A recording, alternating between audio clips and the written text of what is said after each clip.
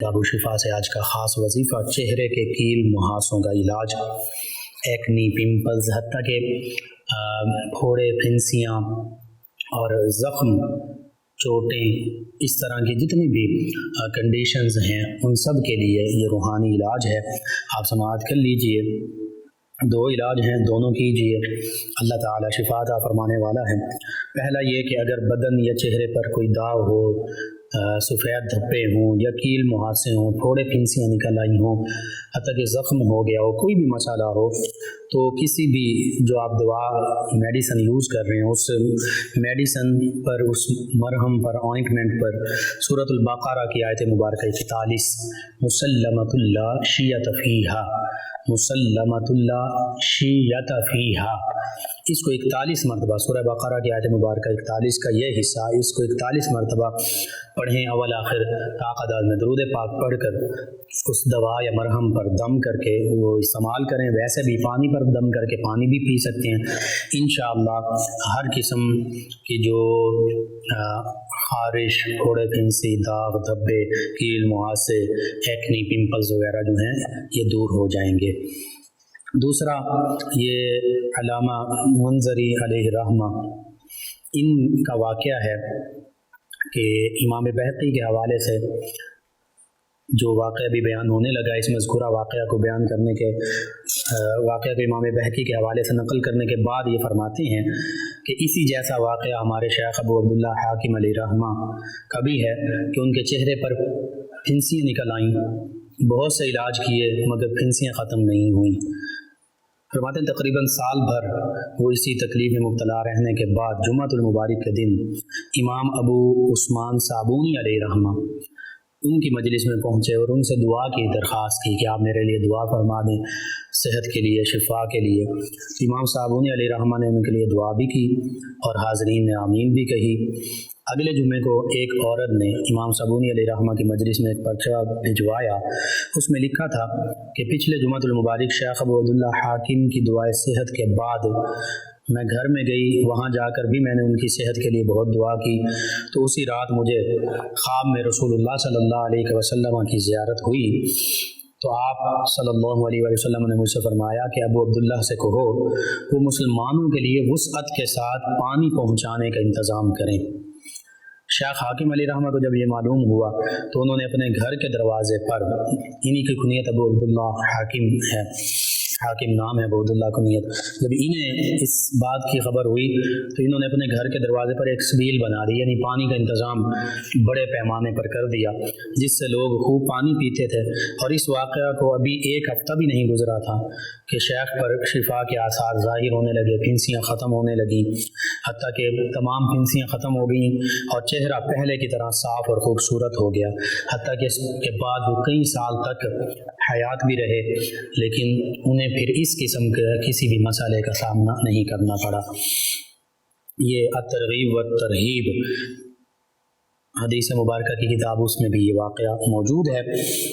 बहरहाल इससे ये पता चलता है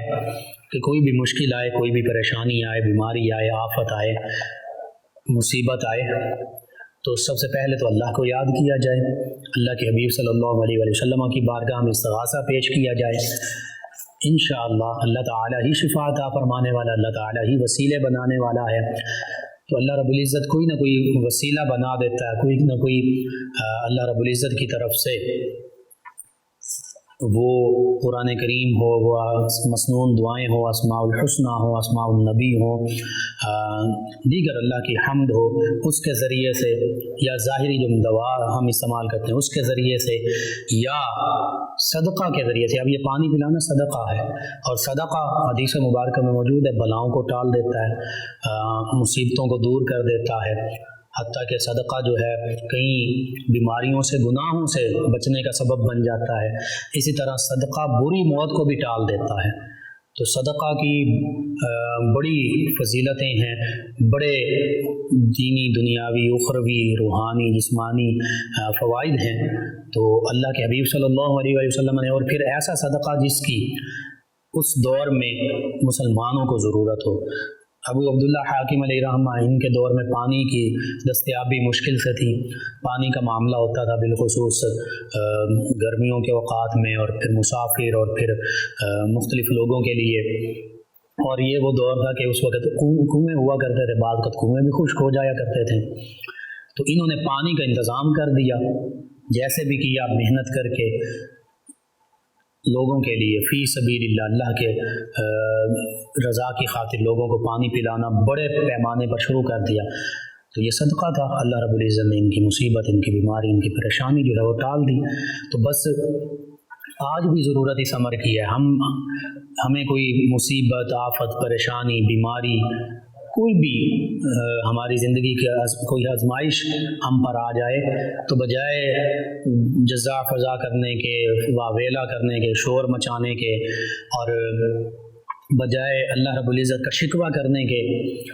اللہ کی حمد و ثنا بیان کریں، اللہ کے حبیب صلی اللہ علیہ وآلہ وسلم کی بارگاہ میں ہدیہ درود و سلام پیش کریں، استغفار کی کثرت کریں، اور اللہ کے احکام بجا لائیں۔ اور انہی احکامات میں سے یہ بھی ہے کہ اللہ کے راستے میں خرچ کرو، وَمِمَّا رَزَقْنَاهُمْ يُنْفِقُونَ، ایمان والے تو ہیں ہی وہی، اللہ فرماتا ہے جو ہمارے دیے ہوئے میں سے ہمارے ہی راستے میں لوگوں پر، اللہ کی مخلوق پر خرچ کرتے ہیں۔ تو جب آپ یہ کام کریں گے، صدقہ اللہ کی مخلوق پر خرچ کریں گے، اللہ کی مخلوق کی بھلائی چاہیں گے، خیر الناس بما ينفع الناس، کہ آقا کریم صلی اللہ علیہ وآلہ وسلم نے فرمایا کہ تم میں سے سب سے بہتر وہ ہے جو لوگوں کو فائدہ پہنچانے والا ہے۔ تو بس لوگوں کی بھلائی کرنے والے بن جائیں، لوگوں کو فائدہ پہنچانے والے بن جائیں، چاہے وہ ان کو اچھا مخلصانہ مشورہ دے کر ہو، چاہے وہ ان کی دینی دنیاوی کسی بھی معاملے میں رہنمائی کے ذریعے ہو، چاہے کوئی اچھی اور خوبصورت بات کر کے، چاہے ان کے دل کو تسلی دے کر، کسی بھی طریقے سے اللہ پر ان کے یقین کو کامل مزید مضبوط کر کے، کوئی بھی طریقہ، وہ زبان سے بھی صدقہ ہو سکتا، اچھی بات کہنا بھی صدقہ ہے، راستے سے پتھر اور کانٹا ہٹا دینا بھی صدقہ ہے، اپنے مسلمان بھائی کو مسکرا کر ملنا بھی صدقہ ہے، اور اللہ نے توفیق دی ہے تو اپنی بساط سے بڑھ کر اللہ کے راستے میں روپیہ پیسہ خرچ کرنا، کسی کو کھانا کھلا دینا، کوئی مجبور ہے اس کے گھر میں راشن نہیں، اس کو راشن دلا دینا، کسی کے بچے کی فیس کا انتظام نہیں، اس کی فیس ادا کر دینا، کوئی بیمار ہے اور وہ دوائی نہیں لے سکتا، اس کے میڈیسن لے کے دے دینا، کئی چیزیں ہیں، اس میں سبھی چیزیں شامل ہیں۔ آپ لوگوں کو کھانا کھلائیے، لوگوں کی ضروریات پوری کیجیے، حدیث مبارکہ میں موجود ہے جو اپنے بندہ مومن کی ضروریات پوری کرنے میں لگ جاتا ہے، اللہ رب العزت اس کی ضروریات پوری فرما دیتا ہے، اور جو اپنے بندہ مومن کی کسی مصیبت اور پریشانی میں کام آتا ہے، اللہ رب العزت کل روز محشر جو سب سے کڑا اور سخت دن ہوگا، حساب کتاب کا دن ہوگا، اس میں اللہ رب العزت اس بندہ مومن کی جس نے اپنے مسلمان بھائی کی مصیبت اور پریشانی میں جو کام آیا تھا،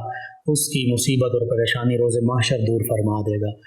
اور پھر یہ بھی حدیث مبارکہ میں ملتا ہے کہ بندہ مومن کا ہر معاملہ ہی خیر ہے،